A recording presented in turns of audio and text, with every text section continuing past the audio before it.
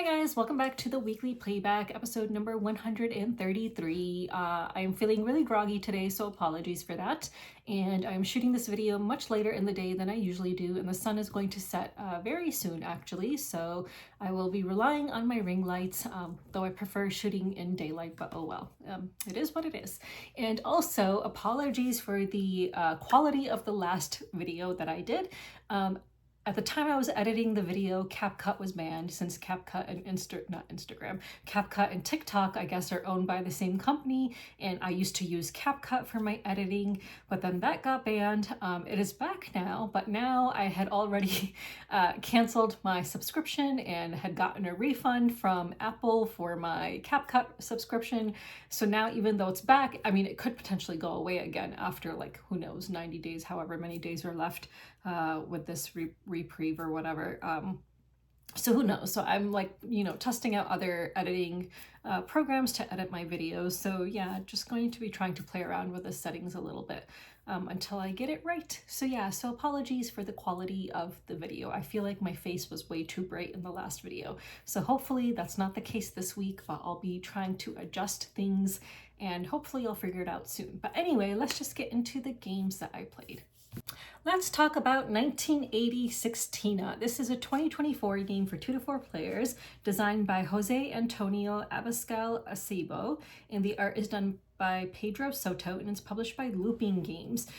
This is not a review copy. This is a copy which I traded for at Spiel Essen, the last Spiel Essen. So I mentioned in a previous video when I did my Spiel Essen haul that when you work for a publisher at Spiel Essen, a lot of publishers will engage in what's called a trade on the last day, or even before the last day sometimes, where you can take a game from the publisher that you're working for and go around to other publishers and see if they'll trade for one of their games. So I had traded a copy of Explorers of Navoria for this game and another of their games. I really like their small box games. There's like a lot of game in a small box. The last one that I played, I really enjoyed. It was that 1920, I think it was 1920 or was it 21? I can't remember, Méliès, which was about making like a movie and putting like different movie stills together and colorizing them and all of that. So this one is about restoring the Sistine Chapel.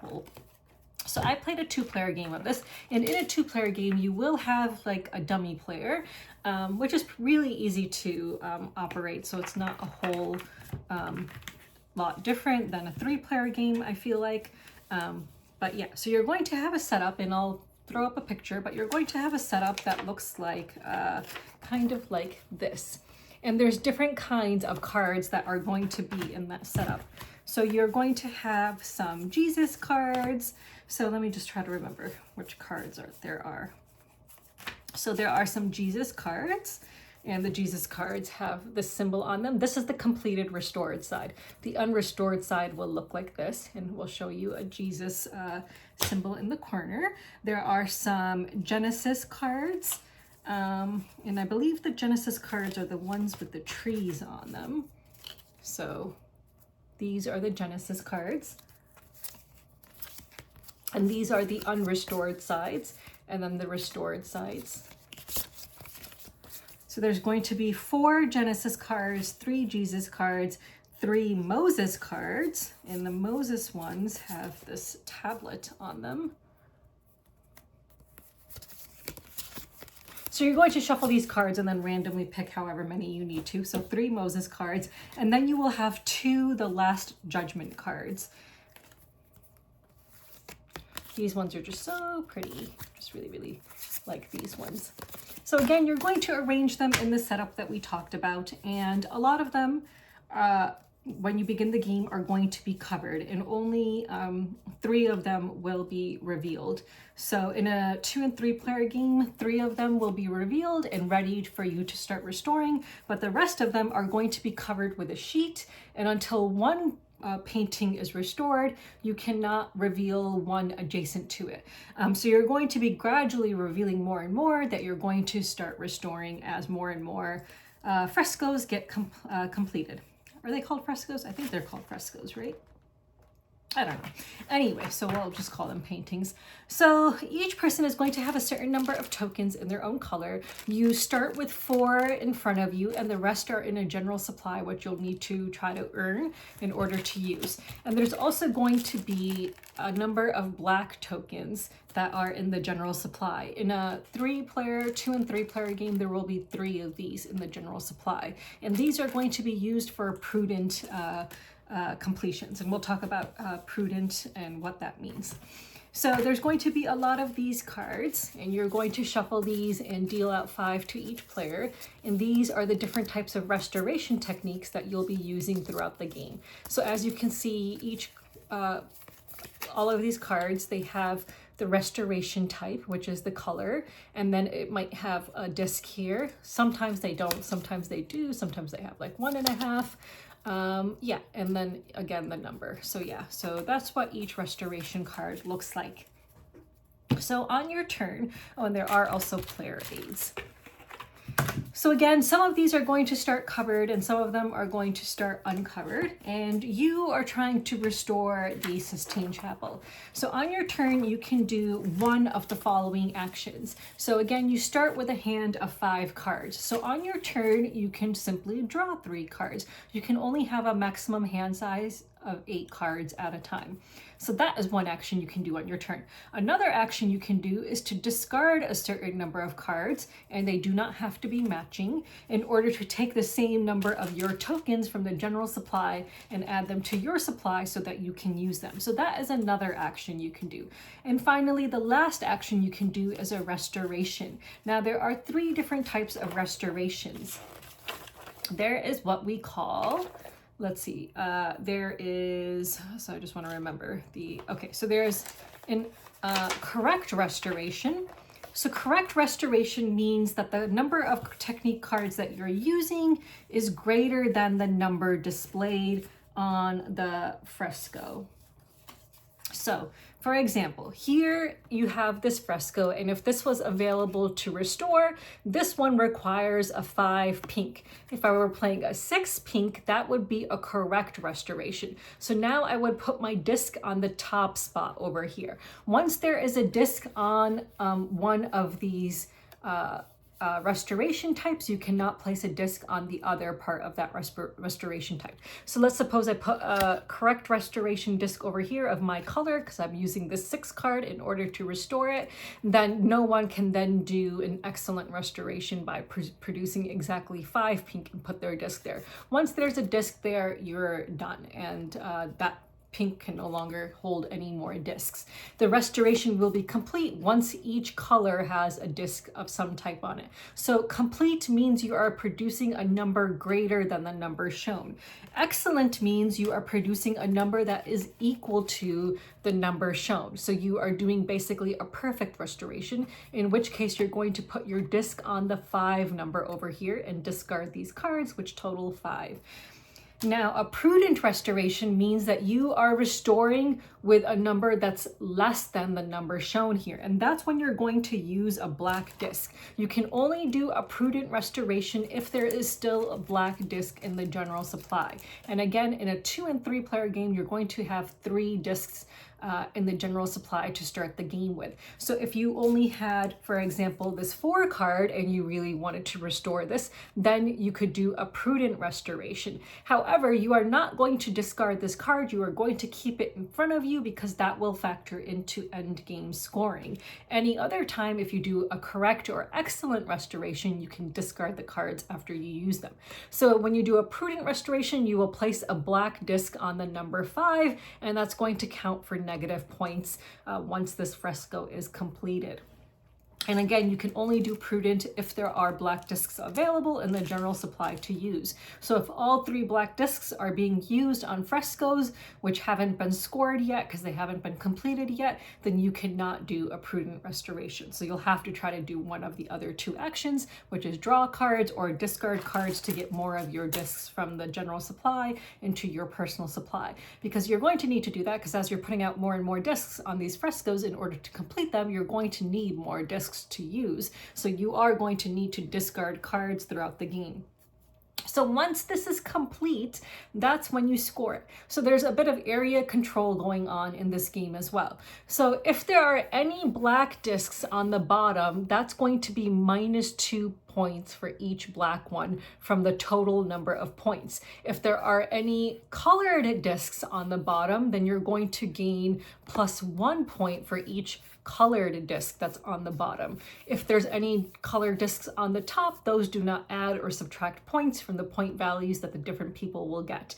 So let's suppose there are 2 colored discs on the bottom and 1 black discs on the bottom. So let's suppose there were 2 excellent restorations and 1 prudent restoration. They are going to cancel each other out because that would be +1, +1, -2. So those would just cancel each other out. Then you would look and see who has the most number of discs, and they would get 7 points. And the second most would get 3 points. Again, you know, there might be, what was I gonna say? Yeah, so, but that's basically it. But like, let's suppose they did not cancel each other out and you had, let's suppose, a -2 because there was 1 black disc here and then 2 discs on the top, which don't give you any points. In which case you would just take 7 -2, which would be 5 points for the person who has the most discs. After you've done the scoring for the fresco that has just been completed, the discs get returned to the general supply except for the person who had the most discs on this card, and they would get to put, after flipping this over, they would put their disc over here. I did forget to mention that when you are completing a fresco, there is always the option to add more discs to the card, like not on the circles here, but just on the card here. You can add the number of discs as the number of cards that you are playing. So let's suppose I played 2 cards in order to get my excellent restoration. In addition to adding my color disc on the 5 here, I can add up to 2 discs over here to help me gain control of this card for the area control aspect. So again, you would need discs in your supply in order to do that. Additionally, when you do a perfect restoration, excellent restoration, you get a bonus of some kind. The bonuses are that you can either draw 2 cards, you can take one of your discs from the general supply and add it to your supply, or you can place a disc on one of the public objectives that is available. So in each game, there are going to be 3 public objectives available. So like, for example, this one, means that you would need to have 5 of your discs on any one fresco at a single time. So let's suppose you just did an excellent restoration and there's a fresco out there that has 5 of your discs currently on it. You could claim this objective if you wanted to. So again, you can only claim an objective if you do an excellent restoration and you use that as one of your bonus. So again, the bonuses are that you can either draw 2 cards, add a disc to your personal supply, or claim an objective. So that's how you claim objectives. So once you score that fresco, you're going to flip it over. The person who had the most discs is going to place their disc on the colored side of that fresco to show that it is now complete. Then the person who triggered the scoring of that fresco will get to decide which new fresco can now start to be restored that is adjacent to it. So again, you're going to have a setup that looks like this. So now you're going to decide which card that is adjacent to the one that was just completed you want to reveal, and people can start working towards that one. At the bottom of that display are the most high scoring cards, which are the Last Judgment frescoes. So as you can see, they require a greater number for restoration, but they're also worth more points. So yeah, but that is essentially the game. So you're just taking turns, you know, choosing one of the actions. So again, you can draw 3 cards, but you have a maximum hand size of 8. You can discard cards to add more discs to your personal supply, or you can do a restoration by using the cards in your hand. And again, you can always add more discs to a card after you play your cards in order to add some of your discs for, you know, area control purposes. The end of the game is triggered once there is 1 fresco remaining that has not been scored. Then you go to end game scoring. And that's where you are going to look at the cards that you have in front of you that you were supposed to keep if you ever did a prudent restoration. And also, once a fresco is scored that had a black disc on it indicating that it was a prudent restoration, that black disc goes back to the general supply and can be used again for another prudent restoration. So at the end of the game, you're going to get points. You know, of course, you're going to have been keeping score throughout the game for whenever you get points for completing restorations. And at the end of the game, you'll add points from any objectives you completed. And then the player with the most materials on restored frescoes earns 10 points. So you're going to now look at all the discs on the back of the frescoes from the player who completed the most and had the most discs. They will score 10 points. The second one will get 6 points and the third one will get 3 points. In case of a tie, sum and divide the points, rounding down. Prudent restoration. So now you're going to look at the cards that you have in front of you, which you used for prudent restorations. The player with the most cards discards a number of cards equal to the second highest player's count.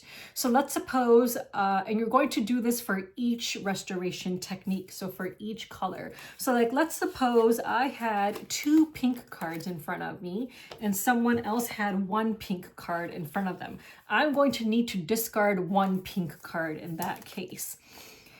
Then you're going to the second highest, so then let's see. Okay, so then the player with the highest number of cards is again going to discard 1 card, and then they will score points equal to the number that is on the card that they have left in front of them. The other player will score 2 points per card that they have, regardless of the value on them. In case of a tie, tied players score 2 points per cards.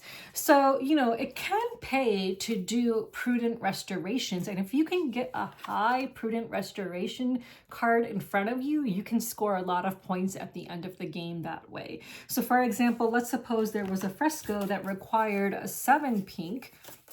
And I know that I saw one somewhere that required a 7 pink, and you have a 6 pink card. That would allow you to do a prudent restoration with a 6 card, which is really good because now you can, yeah, here's the 7 pink. So now you would have this 6 pink card in front of you. And if you were able to have the most number of cards in pink, you would be able to score the 6 points at the end of the game. So it can pay to do prudent restorations. It's something you're going to want to keep an eye on other players throughout the game to see which cards they're doing prudent restorations with, so that you don't end up having to discard a certain number of cards and only score 2 points per card if you ended up having the second most, and so on.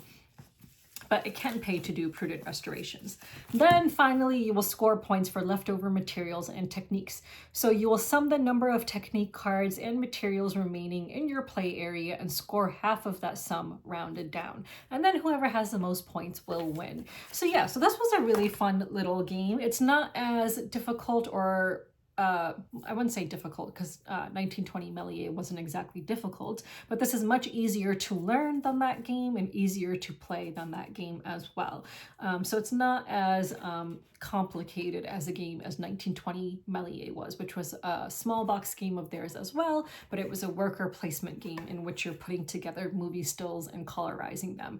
And that game was really fun as well. I really enjoyed it. But yeah, this is a really fun little game that I enjoyed playing. So yeah, as long as you don't mind the whole Christianity theme going on and all the paintings of the Sistine Chapel, then, you know, I would recommend it. It's fun to play. I enjoyed it. And I think the paintings are really pretty anyway. Like, I really enjoyed seeing the completed versions of the different paintings. So yeah, so if that's something that you think you would like, then you should check it out. So yeah, so again, that was 1980 Sixtina from Looping Games. So let's move on. Let's talk about Hex Effects. This is a 2024 game for 2 to 8 players. There is no designer name listed, which is very weird. It says not applicable, like it's just blank. And then the artist is Ben Bronstein and the publisher is Pillbox Games. This is a game that I had backed on Kickstarter. I think this is the first time I've seen a game with no designer name listed. That's very strange. So this is a racing game and a take that game. So you're going to have hex cards in front of you, and I shall show you some examples of hex cards. So like, for example, these are different hex cards, and you might have a hex card in front of you. Well, obviously you are going to have hex cards in front of you because every player is dealt 4 hexes that they start with in front of them. And those hexes have to be different. So, you know, at the beginning of the game, you're going to shuffle all of the hex cards and deal 4 to each player and then put them out face up in front of you. If you have 2 of the same, you will return one of them and get one that's different until you have one that's different. Then you're going to shuffle in all of the other cards with the remaining hex cards. So the other types of cards that you'll have that you're going to be shuffling in with the remaining hex cards are like cures and different kinds of action cards, like this one, for example, or a disaster card. So you're going to be shuffling in all of these different cures and action cards together with the remaining hexes, and then you will deal out 4 cards to each person. Then on your turn, you will do one of the following. So again, you're going to have hexes in front of you, and you want to be the first player to cure all of your hexes. That means you need to put the applicable cure on top of the hex that it matches. So for example, this one treats sinister spores. So if you had this one in your hand, you would want to put it on top of the sinister spores hex, which is this hex. So if it was your turn and you had a cure for sinister spores in your hand, you would want to place this on top of that. So now it is cured. However, now you are vulnerable to these types of hexes. So if you don't have these 2 hexes already in your play area in front of you, someone can give you one of those hexes on your turn because you are now vulnerable to those types of hexes. You can only have 1 hex of each type though, and there are 8 types of hexes in this game. So if you already, for example, had a Piper's Plate in front of you, someone else could not give you a Piper's Plate because you already have that kind of hex in front of you. So on your turn, you can either you're going to do 2 actions. So you can place a remedy over a hex in order to treat it. You can play an action card on someone else. So for example, if there is a disaster card, you can discard this disaster card and trigger someone's hex that they have not cured yet. So different hexes have different things on them. So for example, this one, Piper's Plight. If I'm playing a disaster card on someone who has Piper's Plight, I would get to draw 1 card from the discard pile because I am the inflictor, because that is the action that happens if you play a disaster card on that one. Whisper Worms, it says show hand to inflictor, inflictor may take 1 card. So if I played a disaster card on someone who had this visible without a remedy on it, I could basically look at their hand and then take 1 card from them. There is one which I think is really harsh. Let me find it. It like basically removes all remedies that someone has, and if they're like really close to winning the game, I think that that's just a really rough card to play on someone. So this one, if you play the disaster card on someone who had this visible, it says discard all remedies on shadow, meaning shadow are the cards that you have in front of you. So that means, and in our game that we played, one person did do that to another person who was very close to winning, and they had to discard like, I don't know, like 7 or 6 remedies, which was really harsh. And I had the ability to do it on someone as well, but I did not because I thought it was too harsh of a card to play. And I was like so not close to winning. Like I just was not getting the cards I needed. There would be times where I just would not be able to do anything. So yeah, so another action you can do is to discard a different number of hexes in order to, I think, draw a certain number of cards or something like that. Where are the actions that you can do? Okay, so yeah, so you can, here we go. You can, oh yeah, so you can treat a hex in your shadow. You can give another player a hex. So if someone else is vulnerable to a hex card which you have in your hand, so for example, if someone had this remedy on their evil alter ego, they are now vulnerable to these 2 hexes. And if I had one of those 2 hexes in my hand, I could give them one of those hexes if they don't already have that hex in their shadow. So that is one of the actions you can do. I'm wondering if you can do only 1 action. Oh no, you can make up to 2 moves. Yeah, so you can do 2 different actions on your turn. Or you can do the 2 same ones, I think. I don't think it says they have to be different. Yeah. You can give someone a disaster, which we already talked about. You can play an action card. So there are different kinds of action cards as well. So let me just go to the action cards. So yeah, there's a jinx. Play this as soon as you get a disaster. It will cause the person who inflicted you with the disaster to also suffer from the same disaster immediately after you. So you are going to wait to play your jinx card until someone plays a disaster on you. There's snake oil. This can cure any hex. However, if a disaster is played on any of your other hexes, you must discard the snake oil.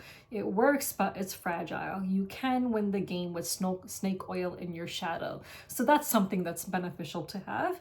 And then finally, there's Deus Hex Machina. It says, or is it Machina? It says, give another player a hex from your hand they don't already have, even if they are not currently vulnerable to it.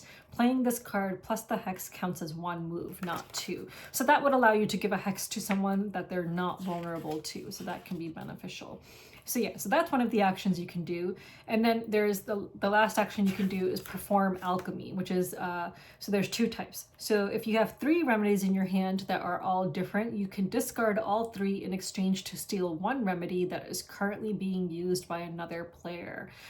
If you have 3 hexes in your hand that are all different, you can discard all 3 in exchange for drawing 1 additional card from the deck. So you can do that if you need to. So there is no just simply drawing a card as an action. You need to discard cards in order to be able to draw a card. So again, you can treat a hex in your shadow. You can give another player a hex if they're vulnerable to it.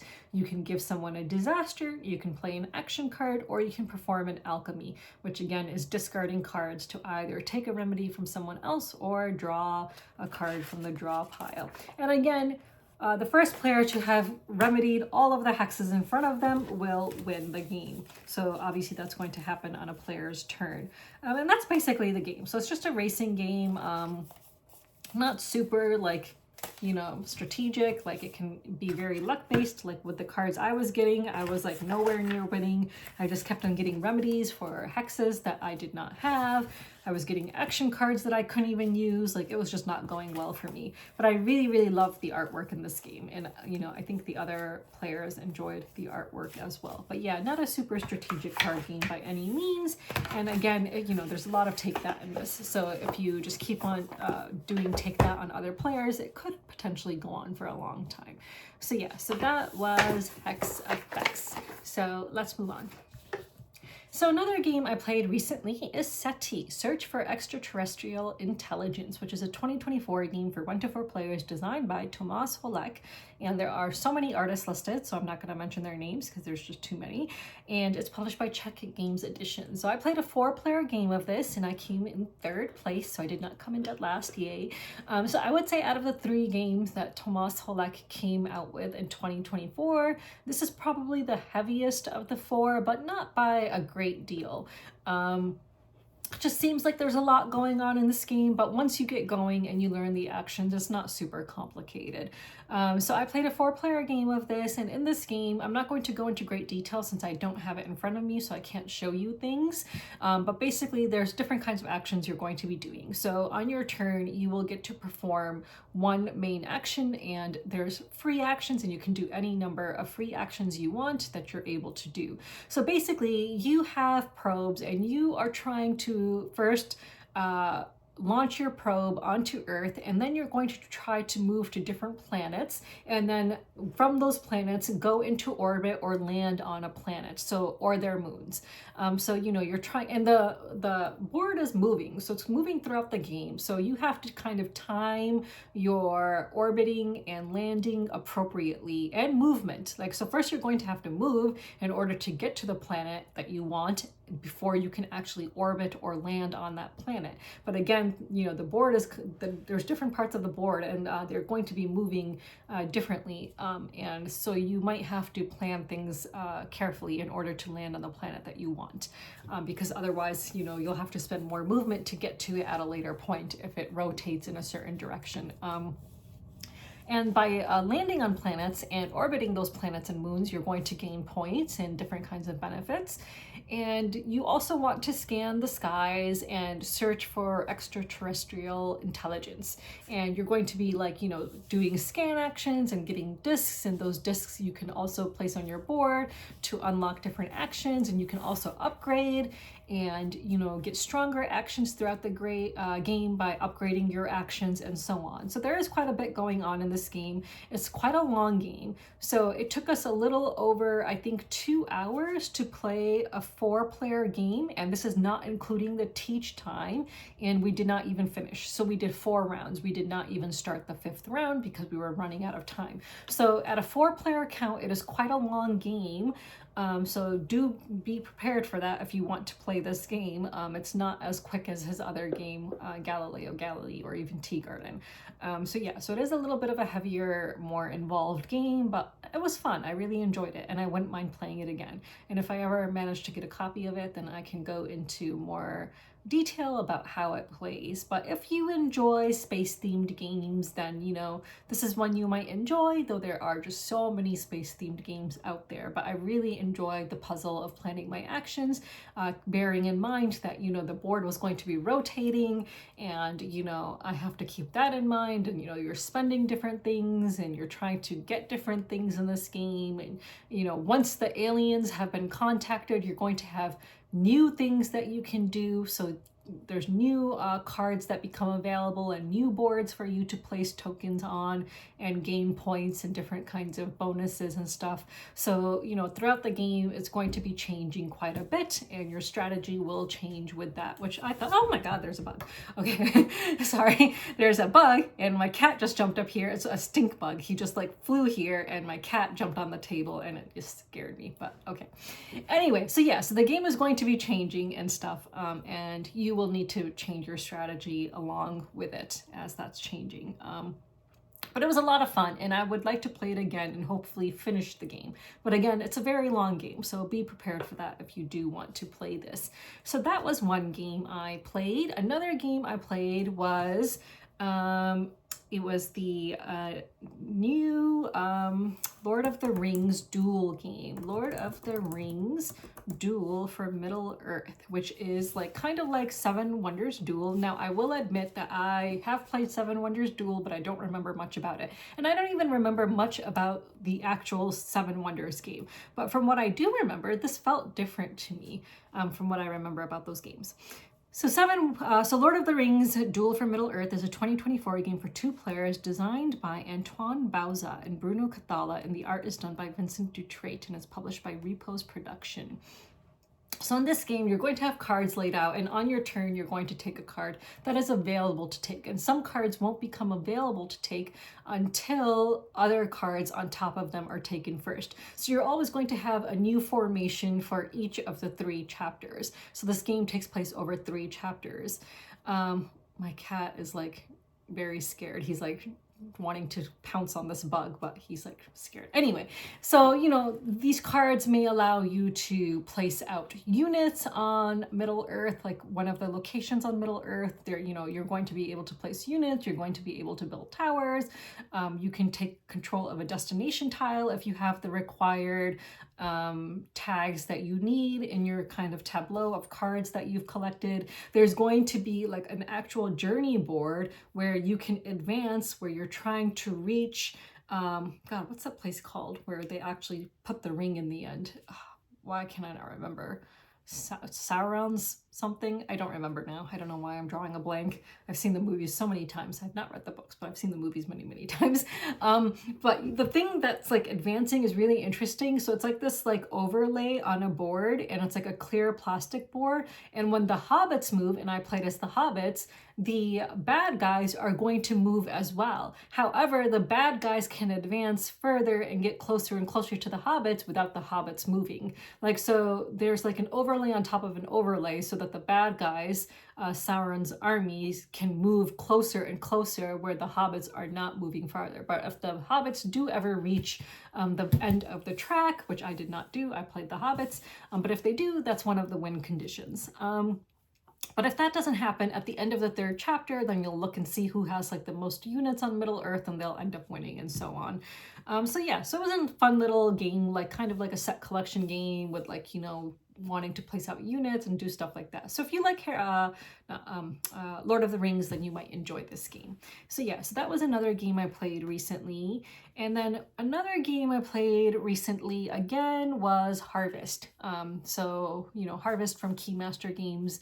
And I won by, I would say, a pretty big margin, but, you know, I've played the game more than the other players who I played with. So I played a 4-player game of it, and I really enjoy Harvest. I think it's just a really fun, really enjoyable worker placement game that is not super long, but if you have the deluxe version, you know, it comes with amazing components, and I just really love the artwork. It is a very cozy worker placement game, so really, really enjoy it. And just enjoy the puzzle in that game, and the variety of actions, and just building out your farm with different cool tiles that give you different kinds of things to do. I enjoy how the turn order thing works, and the sunrise, and how you get, you know, different things in the beginning of each round.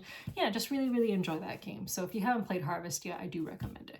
So those were the games that I played recently. So let's move on.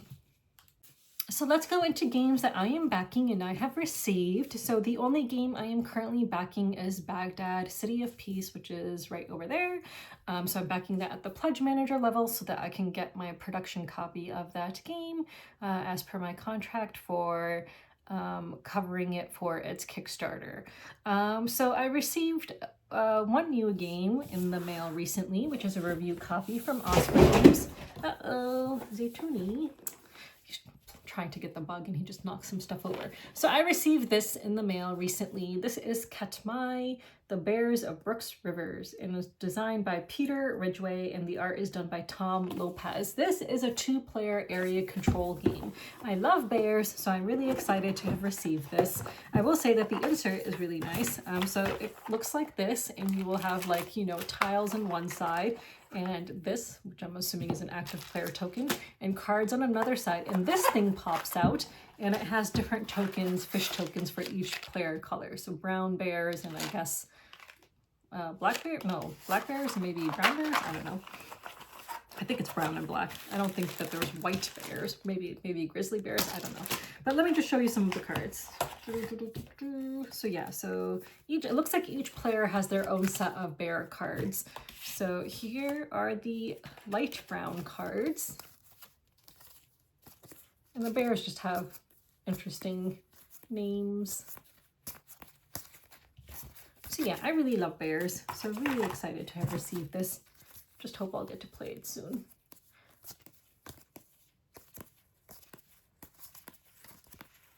And these are the dark brown bear cards. And then we have these like different, like, I don't know if they're objectives. I think they're objectives. Yeah. So yeah.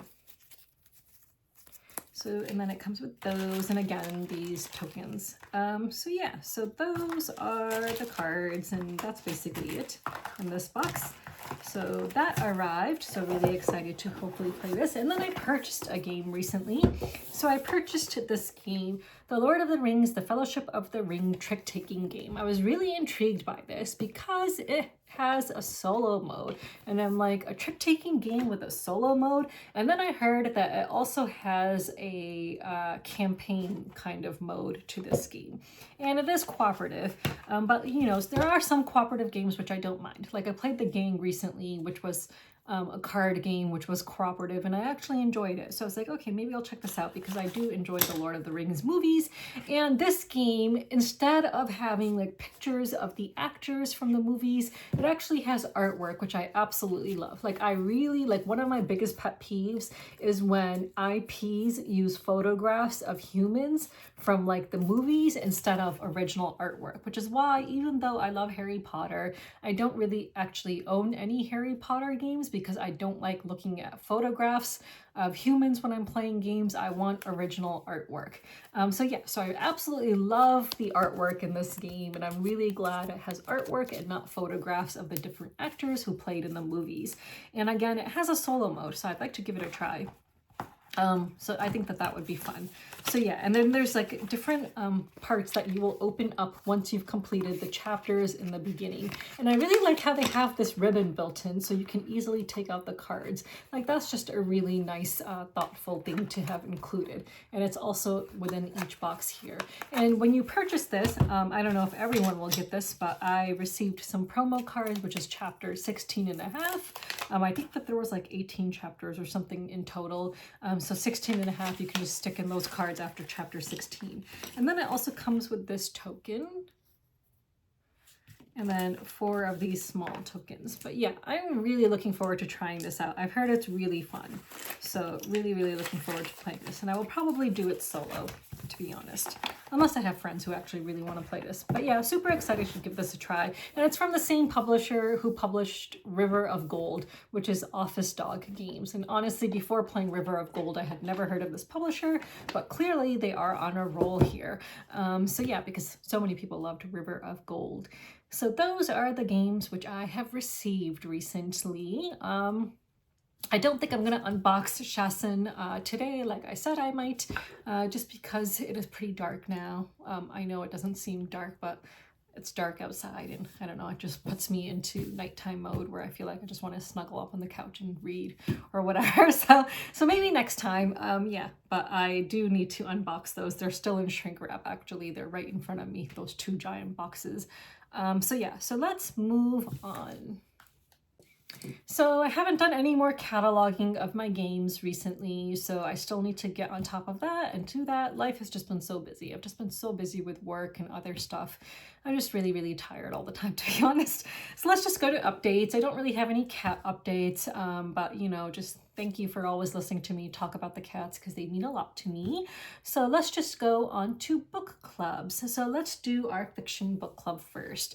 And I know I did ask in the last video if we should read 3 chapters instead of 2. And Sandra, I know you said that we should read 3 chapters because they're not that long, but I was too tired, so I only ended up reading 2 chapters. So, but for next time, we can maybe read 3 chapters. So for this week, I only read chapters 10 and 11, and I feel like not much happened. I mean, one big thing that happened was Luz suddenly appeared.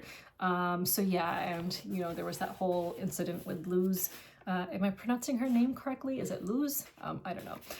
So yes, she appeared on the road which Fatima was hiding near, and yeah, we saw what happened there.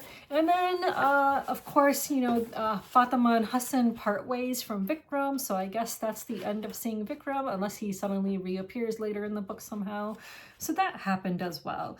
But otherwise, I feel like not much has happened. She's really, you know, this author is very good about giving details and just creating the, creating the environment so that you can actually imagine what's going on. So she spends a lot of time always giving details about, you know, the environment around them. But in terms of action, I feel like not too much happened in these 2 chapters, and not too much that I actually want to talk about, I guess. So for next week, let's read chapter 12, and then let's see how long chapter 13 is. And chapter 14. So if we read 3 chapters, that would be from page 193 to 242. So let's endeavor to do that since I failed at reading 3 chapters this week. So let's read chapters 12, 13, and 14 for next week. But yeah, let me know what you thought of chapters 10 and 11, because I didn't feel like that much happened, but let me know your thoughts, because maybe your thoughts, I feel like you're always more insightful when it comes to giving thoughts about the books that we're reading. And if anyone else is joining, I don't think anyone else is, but feel free to chime in the comments below. So right now I feel like it's just me and Sandra, but that's perfectly okay. I mean, it gets me to read books that I should be reading. I feel like, you know, there's so many books in this world, and I want to try to read as many of them as I can, and it's just not really possible with our busy schedules that we have. So yeah, so let's read the next 3 chapters for next time, and let me know what you thought of chapters 10 and 11 below. So let's move on. So for this week, for our nonfiction book club, which we're reading again, just to remind people, is Palestine, A 4,000-Year History. We were supposed to read chapters 2 and 3. So chapter 2 is called The conception of Palestine in classical antiquity and during the Hellenistic empires, 500 to 135 BC. And I think it's really important for people to read this chapter and the next chapter because, again, what we see Zionists saying today over and over is that Palestine did not exist. However, what do you see in this chapter? You see that some of the most influential and important historians from this time period, which is before Christ, described Palestine and referred to it as Palestine, and they referred to it as a country. So all these people who complain or say that Palestine didn't exist, that it was never a country, they're referring to what they believe as countries, which are modern nation states. But as you can see, even ancient historians refer to Palestine as a country. So he says, he begins the chapter by saying Palestine was the name used most commonly, consistently, and continuously for over 1,200 years throughout classical and late antiquity, from the highlight of classical Athenian civilization in 500 BC until the end of the Byzantine period and the occupation of Palestine by the Muslim armies in 637 to 638 AD. So he talks about Herodotus, who else? Aristotle and Ptolemy. So he says here, the name Palestine was widely used by the most important ancient Greek historians, cartographers, writers, philosophers, and scientists, including Herodotus, Aristotle, and Ptolemy. And the histories of Herodotus was written near the mid-5th century BC. So he says that it was in the writings of Herodotus that the name took on its Greek form, Palestine, and was used as the name of the region. And, he even quotes some of the writings of Herodotus so that you can see that, this Palestine back then also included, he talks about which areas it included, and it included as well, modern Khan Yunis, the Gaza Strip, and so on. So he talks at length about all the areas that it included, which was, a pretty sizable portion of modern day, Israel, I guess, Palestine. It says, this classical conception of Palestine also influenced modern representations of the country, and a map of Palestine in 450 BC, according to Herodotus, was reconstructed in 1897 by John Murray, one of the most important and influential publishers in Britain. So Herodotus's maps and writings were used to show what Palestine was back during this time period. And Herodotus was the father of history. So again, I really appreciate how he actually shows which writings of Herodotus referred to Palestine and what Palestine actually encompassed. Something that I thought was interesting was that at the time of Herodotus, Palestine was polytheistic, and he consequently describes Ascalon as having a temple for Aphrodite Urania. So, what we see today is Zionists who repeatedly refer to Palestine as Judea and say that, the Jews were always there and so on, but he's showing us that it was actually polytheistic. And then he goes into more detail about the polytheism that existed during this time. And one thing that I did not know was that the practice of male circumcision was originally polytheistic and was learned from the Egyptians. So it was originally a polytheistic practice, and so it was the Jews who then adopted that from the polytheists. And of course, Muslims also believe in male circumcision. So these days, Jews and Muslims are the ones who, still engage in this practice primarily. I don't know about Christians, around the world. I know that there are some Christians who do and some who don't. So let's see. He talks about how Herodotus traveled widely in Palestine and Syria and so on. And he says that he does not mention Judea or refer to Jews. He does not mention terms such as Canaan or Canaanites or Israelites in Palestine, nor does he describe monotheism in the country. Monotheism was a much later development in Palestine and the Near East. Also, many of the Old Testament ideological dogmas evolved centuries after Herodotus, which is, again, very interesting. Then he goes into the writings of Aristotle and how Aristotle described Palestine at the time. And he, even in one of his writings, he described what we know today as the Dead Sea. So in his writings, he wrote Again, if as is fabled, there is a lake in Palestine. So he refers to it as Palestine, such that if you bind a man or beast and throw it in, it floats and does not sink. This would bear out what we have said. They say that this lake is so bitter and salt that no fish live in it, and that if you soak clothes in it and shake them, it cleans them. So this, the writer here says, that is widely and logically understood by scholars to be a reference to the Dead Sea. And again, he referred to it as Palestine. And this is Aristotle that we are talking about. And then he talks about another highly influential Alexandrian cartographer and writer, Ptolemy. So he produced the first known map to describe Palestine. And again, this is in AD 100 to, well, it says, 100 to 170. Then he talks about the map that Ptolemy created of Palestine. So that was chapter 2. And then chapter 3, we have from Philistia to Provincia, Syria, Palestina, 135 AD to 390 AD, the administrative province of Roman Palestine. So it says that during Roman rule in Palestine, between the years that I just mentioned, Palestine became one of the provincias of the empire. So it says by this time, the name Palestine was more than a millennium old and had substantial currency. So he describes, the different kinds of provinces that existed in the Roman Empire. You had your minor provinces, and then you had proconsular provinces like Syria, Palestina, and then let's see. Here it says a rectangular bronze tablet which was discovered in Palestine near Nazareth in the late 19th century talks about the province of Palestine as it existed during that time. It also says the first numismatic evidence for the province of Syria Palestina comes from the period of Marcus Aurelius, emperor from 161 to 180. Marcus Aurelius, that name obviously reminds me of the movie Gladiator, which I think is one of the greatest movies in existence. I absolutely love Gladiator. But yeah, so I mean, there's numismatic evidence as well. Numismatic, of course, refers to coinage and stuff. So yeah. So, it even talks about the Emperor Hadrian. So it says Emperor Hadrian chose the 1,000-year-old name of Philistia, the most common geopolitical designation for Palestine, used by Greek geographers and historians long before the Old Testament stories were put together. And Hadrian combined Palestine with the southern parts of Syria. So here are all these names that we know of. I mean, there's even a board game called Hadrian's Wall, which is the wall that you can see in the UK, which is remnants of the Roman Empire in modern UK, United Kingdom.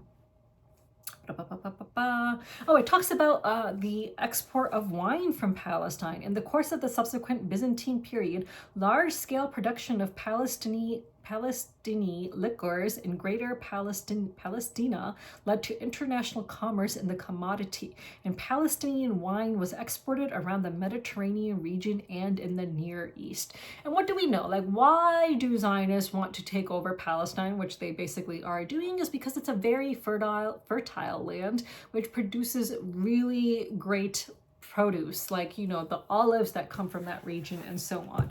So, this is a very fertile region that's, in the midst of these deserts and so on. And, it was as we've seen time and time again, when Palestine was a big city-state, there was so much trade that would happen. And there's a reason that these historians and cartographers knew of Palestine's existence and referred to it as Palestine. Yeah, so Hadrian, it says, had traveled through Palestine and visited Gaza, the most powerful city of old Philistia, on his way to Egypt in 130 AD. So it says here, Gaza began dating its coinage by a new era beginning with Hadrian's arrival, which can be narrowed down to July. A Hadrian festival was also founded there. I mean, it's so very interesting, and it talks about Greek temples being built there, and so on. It even talks about Jewish writers during this time period who referred to Palestine as Palestine. So it talks about Christian and Jewish writers who referred to it that way as well.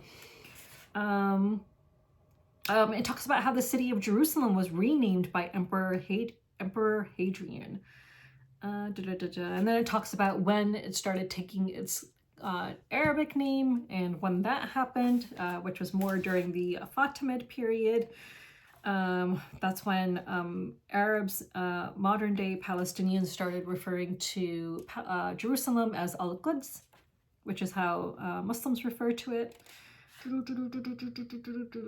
Let's see. Oh yeah, so then it says, in the 1st century AD, there are 3 well-known geographical accounts of Palestine by Strabo from 64 to 63 BC to 24 AD in his work called Geographica. And then there's Pliny the Elder from 23 to 79 AD in his work Naturalis Historia, and then Pomponius Mela, who wrote a treatise on geography in classical Latin around 43 AD. And it says all 3 of them treat the country of Palestine in the wider sense, in the same way as the name applied by the classical Greek writers to the whole country.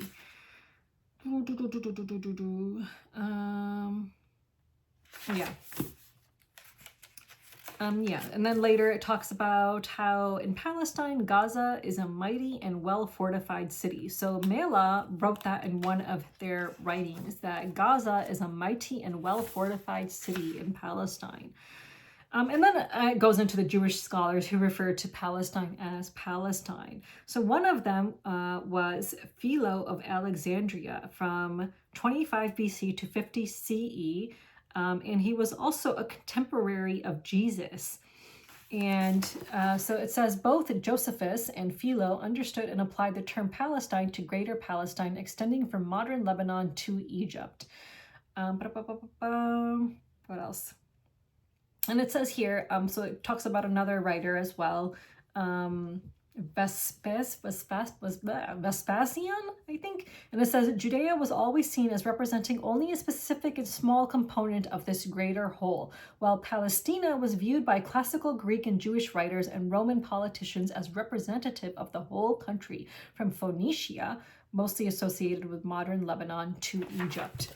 So again, you know, there's a whole section here on the Jewish writers of the time who referred to this area as Palestine. And that says the most famous Palestinian academic was Antiochus of Ascalon, which is a name I've definitely heard before. So it says Antiochus became an eminent Platonic philosopher and a friend of Cicero, Rome's greatest politician and orator. The latter was his pupil in Athens in about 78 to 79 BC. And it says here that it says another Greek-speaking Palestinian city on the Mediterranean coast, only 20 kilometers to the south of Ascalon, would replace both Athens and Alexandria as the most important center of classicizing Hellenistic philosophy in the Mediterranean region. So again, you see how important this region was during these time periods, long before Zionism existed and claimed that it belonged to them. And then it talks about the coastal city of Caesarea Maritima, and the which was famously known as Caesarea Palestina. So it says for centuries, this city would serve as the capital of Palestine and one of the most important cultural centers in the Mediterranean region, in effect replacing the 2 great cities of Athens and Alexandria. So again, it's replacing these 2 really well-known cities, which we learn about in history classes when we're children. Like, who hasn't learned about Athens and Alexandria growing up? Do you ever learn about Palestine and the importance of Palestine during this time period? Of course not. And how that replaced Athens and Alexandria? Of course you're not going to learn that. It says the Roman city and its major harbor were spectacularly expanded by the Roman client king of Judea and Palestine, Herod the Great, who ruled from 37 to 4 BC. He had converted to Hellenistic Judaism. So Herod is a name that I've also definitely heard. It says So referring to Caesarea Palestina, it says the reputation of its academy, library, and Christian scholars soared throughout the 3rd to 6th centuries as it effectively replaced Alexandria as the most important learning center in the Eastern Mediterranean. It says, at its height, the city covered an urban area of nearly 1,000 acres, almost 5 times the size of Jerusalem. Yeah. And then there's like another excerpt describing this city, in 380 AD. Yeah, so these are the 2 chapters we read, which again show you how important Palestine was in history and how it was referred to as Palestine. So again, it's really important to read this book and realize that the things that you hear Zionists say, that Palestine did not exist, that the Palestinians are not indigenous to this land, this book is proving everything that they are saying to be false with ancient writings like that you cannot refute. Like, this is actual history. It is not made up facts. It is actual facts that exist in history. They're not just making up crap here. So who is making up crap? Like, obviously the Zionists, who are claiming that Palestinians are not indigenous to this land, which clearly we are seeing to be proven false, and that Palestine did exist and has existed for a very, very, very, very, very long time, since ancient times. So yeah, so I hope that people are enjoying reading this book and learning about the ancient history of Palestine. I know I am, because again, it's really interesting learning about a part of the world, like the ancient part of that world that we have not learned about before. So for next week, let's read chapter 4, and let's see how long chapter 4 is, and see if we want to read more than that. Actually, it looks like chapter 4 is a pretty long one, so maybe we'll just read one chapter. Yeah, chapter 4 is a pretty sizable chapter, so let's just read chapter 4 for next time. So chapter 4 is the 3-in-1 Provincia in Palestine, the 3 administrative provinces of Byzantine Palestine, 4th to early 7th centuries AD, and it goes from pages 95 to 133. So let's read chapter 4 for next time. So again, please do get this book if you haven't already, like borrow it from your library, encourage your library to order this book if they don't have it, so that people can learn the actual history of Palestine. Yeah, so I hope you are enjoying reading this book as well, and let me know what you found to be the most interesting thing from the last 2 chapters we read in the comments below. So let's move on. So at the time that I shot my video last week, I did not realize that TikTok had already been reinstated, because I had not gone on social media at all that day before shooting my video. But yeah, TikTok had come back, not even like, what, I think it was 12 hours later, people are saying that it was already reinstated.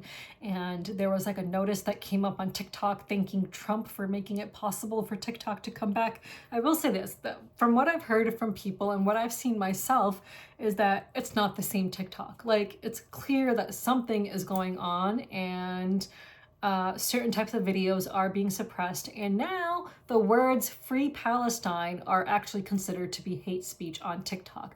Now, since TikTok has returned, if you type the words "Free Palestine," that comment will be deleted, and you will get a notification that it is hate speech. How is saying "Free Palestine," which is essentially saying that you want the occupation to end, you want apartheid to end, hate speech? But that is where we are today.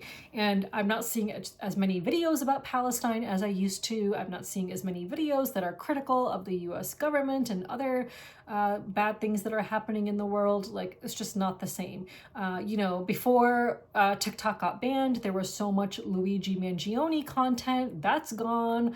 Like, it's just, trying to, the social media apps these days are really going to try to brainwash you into, just looking at the content that they want you to look at, to distract you from all the shit that they're doing in this world. Like, they want to distract you with celebrity news. They want to distract you with all of this garbage that is inconsequential, that no one should actually really truly give a shit about. Like, who really cares what dresses celebrities are wearing to the Met Gala? Who really gives a shit about stuff like that? It's not fucking important. Like, celebrity fashion is not important. Who celebrities are dating is not important. Like, this is all just mindless garbage meant to distract us from what's really going on in this world. And it's just really just so disappointing, the amount of attention that people give to celebrities like that. it's just really, really messed up, honestly.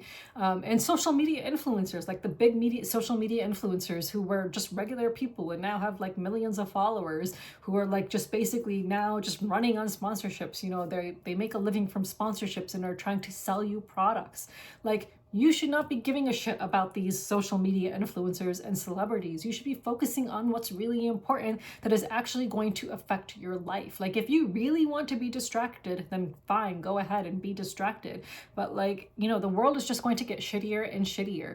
And, you know, I've seen some people say that, you know, despite all the horrible things that Trump has already started to do, which I can see he's already started to do, I do not regret voting for Jill Stein, and either do other people, because honestly, I still would not have voted for Kamala, because it was the previous administration that, you know, fully funded and supported the genocide, and now it's Trump who's doing it. So what does it matter? Whether it's green, whether it's blue or red, genocide is still genocide. Whether it's, you know, fully funded by the Democrats or fully funded by the Republicans, it's still freaking genocide. So yeah, so I have no regrets about having voted for Jill Stein, and quite honestly, I do feel like the Republican and Democratic parties are quite similar in the things that they do. I just think that one party is more transparent about how shitty they are. So the Republicans are more transparent about what they believe in and all the terrible things they want to do, whereas the Democrats will still be terrible and want to do terrible things, but hide it better and convince you that they actually have your interests, the working people's interests in mind, when in fact they do not. It's always been about the rich billionaires and what they want. Biden had 4 freaking years to make some change in this country. What did he do during those 4 years? Please tell me what he did during the 4 years in order to make this country a better place, because I don't see shit that he's done. So no, I don't care that now Trump is in power and making things worse, because yes, he's gonna make some things worse than the Democrats would have made, but like honestly, the Democratic Party sucked anyway. So we'll see what happens after 4 years, and maybe this will give the Democratic Party the wake up that it needed in order to actually get off their asses, in order for there to be some kind of a revolution, in order to get them to actually start caring about the working class people in this country, and yeah, and actually make some real changes that will actually impact people for the better. If the Democratic Party had won, I'm pretty sure that we would not have seen any positive change. People would have gone back to being complacent, and we would have had another 4 years, just like we had like with the last 4 years of Biden doing shit, like doing literally nothing to make this country a better place. So yeah, so, you know, I do think in, you know, the silver lining will be that maybe people will wake up, maybe people will actually fight for the things they want to see in this country, rather than just falling back into complacency. So, you know, this might put like a fire underneath people and get them to do things finally. So on the one hand, I do think it's a good thing that, yeah, that we have a fascist leader now. So yeah, so that's, you know, the state of the world. And you know, you see so many people are rightly being upset about, you know, all the things that Trump is doing. Of course, these same people were not talking about the genocide as it was ongoing, and it's still ongoing. Like, Israel is still killing Palestinians. Palestinians, even after the ceasefire was announced, Palestinians have been getting killed. We've seen video footage of bombs that have been rigged in people's homes that have not been destroyed, so that when the people return to those homes, that the bombs would blow up and kill those people. Like, you know, the Zionists are really, truly evil. The thing is that if you actually are able to find news about what they do, what the IOF, the Israeli Occupation Forces do, like just completely horrific things. So yeah, so Palestinians are still getting killed, especially, you know, in the West Bank. Things are getting worse and worse. And they haven't left Lebanon or Syria. They're, you know, working on their plans to create greater Israel. So yeah, so that's still happening. Yeah, so the world really still sucks, and the people in the board game industry are still silent, but now they are being vocal about all the things that are upsetting them that Trump is doing, yet they were completely silent as their tax dollars were funding a genocide when Biden was president. This is what I mean. Like, this is what I mean when I say people are fucking complacent when it's the Democratic Party that's in power, because it's the Democratic Party. Like, things can't be that bad. And it's also clear that some lives matter more than other lives. Like, do trans lives matter? matter? Yes, of course they matter, but what about Palestinian lives? Like, why was no one talking about Palestinians being killed? You know, so some lives do matter more than others, and the industry has made that abundantly clear by the issues that it speaks up about. So yeah, so Arabs, just Muslims just have never mattered and do not matter and will not matter. So yeah, so that is the state of the world as it is right now, and it's just going to get shittier and shittier. And yeah, so I guess that's that, and that's my rant of the week. So let's move on. This week's question of the week is inspired by a game I haven't played yet, but as I mentioned earlier, I did play Lord of the Rings, Duel for Middle-earth, and I want to know, what is your favorite Lord of the Rings board game that is in existence? Let me know in the comments below and tell me why it's your favorite. And until next week, bye!